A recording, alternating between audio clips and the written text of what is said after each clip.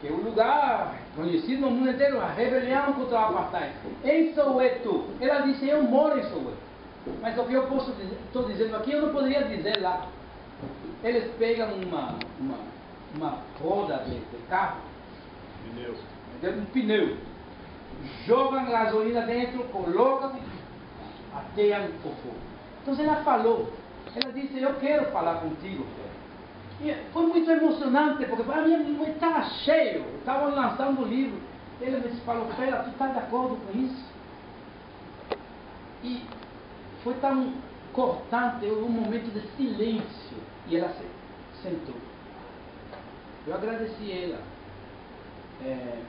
por esse depoimento, e eu disse para ela, olha, eu coloquei tudo isso no livro, as ideias de Fela sobre a homossexualidade, sobre as mulheres, porque ele assumia, e porque eu quero que todos aqueles que amam essa música dele, que amam Fela, que amam a postura rebelde dele, conheçam que essas eram de fraquezas dele, que eram inconsistências, que o homem não era perfeito, era esse também. Da mesma maneira que eu coloco aí dentro, que Fela era alguém muito tirânico, ele era de um lado lutava pela democracia e aí dentro era um tirano dentro. Eu falei com as esposas, ele tem dado tapas em você? Sim, tem dado tapas. Você gosta que Fela dê tapas em você? Não, não gostamos. Tudo isso está no livro. Fela, eles podem falar a verdade. Fela, por que tu dá tapas nas mulheres? Por quê? E ele me responde, então tudo isso está integrado nos livros. Eu acho que a mulher, se você não mostra autoridade para ela, ela não vai te respeitar. Mas essa visão do homem. Então eu não vou mandar com a hipocrisia dizer que essa é a visão de Fela. Essa é a visão masculina. E a visão da maioria dos homens africanos. Lá e cá. E dos homens chineses e árabes e europeus, porque eu tenho vivido em todos esses continentes. Na Ásia, Europa, Caribe, América chamada Latina e no Oriente Médio. Vivi em Egito todo um ano. Logo fiz muita pesquisa em Marrocos e é a visão de dominação masculina. Eu fui criado dentro e socializado dentro dessa visão. E essa visão está em mim. Se eu dissesse que eu não sou sexista, é mentira. Porque o sexismo, você se socializa como racista, sexista, homofóbico, e você continua sendo essas coisas, mesmo se intelectualmente você quer quebrar com eles, mas sempre há uma... Minha esposa me disse, mas esse comentário que tu fizeste é um comentário sexista. Até agora minha filha me disse coisas que... Então eu não posso dizer, eu não posso pegar Fela e colocá-lo aí e colocá-lo em uma... Eu acho que isso é hipócrita. Eu queria jogar ele com suas ideias lá fora para que discutamos de tudo isso. Para provocar uma discussão ampla em toda a sociedade sobre o racismo, a homofobia, o sexismo, sobre todas essas formas de apartação. Eu queria... E é isso que eu estou perseguindo com depois de 30... Essa biografia foi publicada foi 30 anos atrás. É agora que está chegando no Brasil. E qual é o meu objetivo? Que todos aqueles que amam ele, Gilberto Gil ama, Javan ama, Jorge Benjô, Chico César, todo mundo que ama Fela, que eles conheçam esse Fela e comece a discussão sobre todo o Fela inteiro. Compreendeu? Então esse era o objetivo. Carlos, eu queria, já que entrou nesse assunto sobre esse homem contraditório, esse ícone contraditório, quando a gente estava vindo para cá, eu estava falando que na época que nós descobrimos Fela Kuti, descobriu Chico, Fred, Renato, o pessoal pedia todo mundo junto, esse embrião do mundo vivo. A gente não só ouvia a música, mas tentava entender as letras também.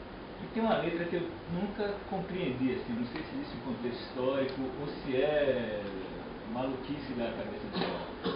Mas é uma letra que posiciona anti Estados Unidos, e ao mesmo tempo ele coloca gente como Idi Amin Dada e outros tiranos da África como se fossem parceiros. E isso me parecia uma coisa muito contraditória, assim, que não fazia muito sentido. Claro, está aí no livro. Eu e o Fela brigamos muito em torno a Idi Amin Dada. Ele me falou, tu nunca vais me convencer, Idi Amin Dada é um dos maiores revolucionários e panafricanistas da história. E tu não vais me convencer que Idi Amin é o ditador que tu está dizendo que ele é, que está matando gente. Eu disse, eu não acredito. Mas não era solamente ele que não acreditava. O Abdias Nascimento me disse a mesma coisa. Eu falei, Abdias, eu não concordo contigo. Devíamos ir para a Uganda, porque Idi Amin fez uma conferência pan-africana. Eu falei, Abdias, nós não devemos ir a essa conferência. Ele me falou, sim, nós devemos ir, porque ele está defendendo a causa pan-africana. Eu falei, eu não vou. E ele foi. E Idi Amin deu um passaporte para Abdias, porque Abdias não tinha passaporte nesse momento. E Abdias estava viajando com o passaporte de Uganda, dado por Idi Amin. E se vocês veem a fita, a última fita que foi feita, a conversa entre eu e Abdias, que não sei se vocês têm esse, feito por Olavo, o cineasta Olavo, as conversas entre eu e Abdias Nascimento, eu falei. Quais são as coisas que inconsistentes na tua vida? Às vezes eu não vejo. Eu digo, eu sim vejo. Vejo essa inconsistência com o Idi Amin. E aí ele defende de novo. E tá, aí a fita saiu ano passado. A Abdias acaba de morrer. Então os seres humanos somos assim. Eu tenho inconsistência. E quando, daqui a 2 anos, muitas pessoas vão falar, esse Carlos Juncker lutou tanto contra o racismo, ao mesmo tempo fazia essa coisa. E vão surgir coisas inconsistentes minhas também, inconsistências de todos nós. E eu acho que é isso que nós temos que lidar com o homem, como o homem e a mulher real, não com os outros. Eu queria saber outra coisa. Quando o Fela começou, ele começou fazendo High Life, que era uma música muito leve, muito comercial, né? Era como um pop.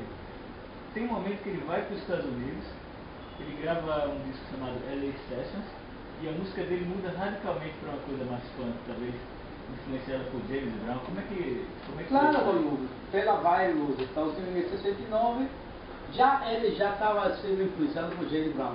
Foi a música, foi Geraldo Pino que trouxe a música de James Brown para a África do Oeste e Fela. Aí está tudo isso contado no livro, tudo está aí. Ele conta como ele vai. Aí um capítulo que se chama Mudando Minha Música, Encontrando Meus Sons, onde ele fica aterrorizado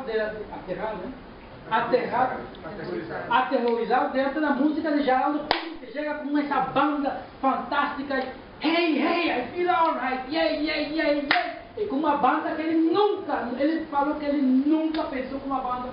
E Geraldo Pino estava tocando a música de James Brown. E aí ele se interessa por James Brown e decide ir para os Estados Unidos, para entrar nesse funk. E aí ele narra que durante 9 meses ele ficou sem grana, clandestino nos Estados Unidos. Essa parte é todo um capítulo que se chama Perdido numa Selva de Pedras, que é um capítulo muito lindo, né? Ele estava aí como clandestino nos Estados Unidos, e aí então ele encontra uma jovem negra americana que era membro das Panteras Negras, que ele encontrou em um clube. Ele gostou dessa mulher, queria transar com ele. E a mulher gostou dele também, dele, leva ele para casa e transa, e ela começa a falar com ele. E ele diz, passa o livro. Ela ficou aterrorizada, porque as coisas que ele estava dizendo eram tão ignorantes. Ela falou mesmo, você não é africano, você não é europeu. E ela passa para ele um livro, que é a biografia de Malcolm X. Ele lê isso numa noite e começa a chorar. E de repente se dá conta que tudo estava errado. E aí ele começa a buscar um som novo que fosse um som africano. Mas tudo isso está apontado no livro. Realmente o livro conta todos os aspectos da vida dele. Como ele chega à consciência política, ao panafricanismo, essa luta radical contra o racismo. Está contado aí. Volta. Meu nome é Valdo Marciano, eu sou historiador de profissão, atualmente eu sou da UNEB, na Universidade Estadual da Bahia. Desde a greve já completamos 40 dias, eu estou na minha terra onde nasci. antes de mais nada, eu gostaria de dizer que a palavra contraditório, ela é meio que chover no molhado, uma expressão brasileira, chover no molhado, porque todos os homens e todas as mulheres são contraditórios. Os historiadores e os antropólogos, e as antropólogas e as historiadoras, insistem em querer retratar as pessoas como elas são. E a gente tem posições que às vezes nós não concordamos, né? Mas seria muito difícil na minha cabeça imaginar Fela diferente do que você está me dizendo, porque de fato muitos povos que vivem no continente africano, que nós chamamos no singular, né, de africanos, é difícil chamar alguém que é Hausa, ou que é Ndebele, ou que é Ndengo, de africanos. São povos radicalmente diferentes em sua mitologia, enfim. Mas o que eu queria dizer era em relação ao Idi Amin Dada, não era em relação ao livro em particular. É que o Idi Amin Dada foi uma das maiores lideranças de uma geração de intelectuais africanos, porque o Idi, ele saiu de um povo desprezado em Uganda, era a escória da escória da escória, e ele de repente emerge como uma liderança militar, né, e consegue unificar os renegados em Uganda, os povos, porque cada unidade da federação, cada unidade dos países africanos, porque os países africanos, eles são herdados de uma época que a historiografia ocidental chama de partilha, e que os historiadores africanos e alguns africanistas brasileiros, eu no caso me encaixo nisso, chamam de roedura, né? Esse é um conceito criado pelo Joseph Kizerbo. E a roedura gerou unidades territoriais artificiais, como é o caso de Uganda, que nem sempre respeita os territórios culturais. Às vezes tem povos que estão fora daquela unidade territorial, enfim, né? Mas o Idi, ele foi uma liderança significativa para o povo, para os excluídos ugandenses, que com o passar do tempo ele se viu enredado na trama política, não é? E aí ele usou mão do autoritarismo, que é muito comum nos estados africanos, mas a identidade de Fela com o Idi Amin é possível de ser entendida, né? Toda uma geração de jovens que se encantou e depois se desencantou, não só com o Idi, também com o Gabi, com o Fidel Castro, com o Muammar Gaddafi. Claro, igual. Claro.